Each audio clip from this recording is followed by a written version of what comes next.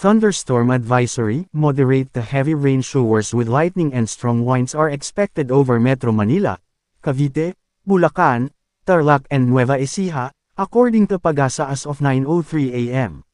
Meanwhile, the said conditions are being experienced in Zambales, Cabangan, Botolan, San Felipe, San Marcelino, San Narciso, Castillejos, San Antonio, Pampanga, Florida Blanca, Santa Rita, Guagua, Bacolor, Santo Tomas, Minalin, Porac, Bataan, Mariveles, Limay, and Rizal, Baras, Tanay, which may persist within 2 hours and may affect nearby areas, the Weather Bureau added.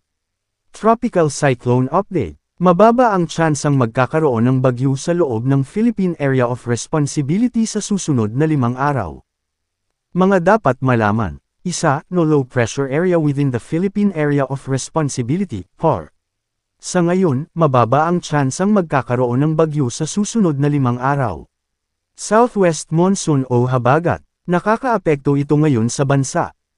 Dahil dito, makakaranas ng pabagso-bagsong ulan at hangin na posibleng magdulot ng mga pagbaha o pagguho ng lupa dahil sa katamtaman hanggang malakas na ulan sa Ilocos Region, Batanes, Babuyan Islands, Abra, Benguet, Zambales, at Bataan.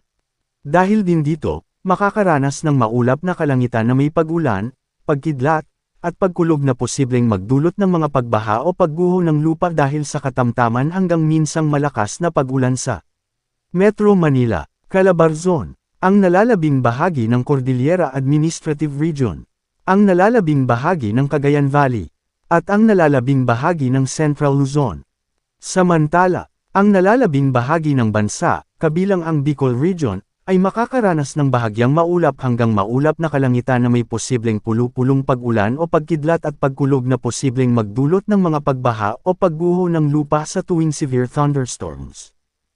Paalala, posibleng magbago pa ang forecast. Ay pinapaalalahanan ng lahat na manatiling updated sa lagay ng panahon at sa posibleng tatahakin at magiging lakas ng sama ng panahon sa susunod na mga araw. Manatiling nakatutok sa Weather Balita para sa bago pang updates, don't forget to subscribe.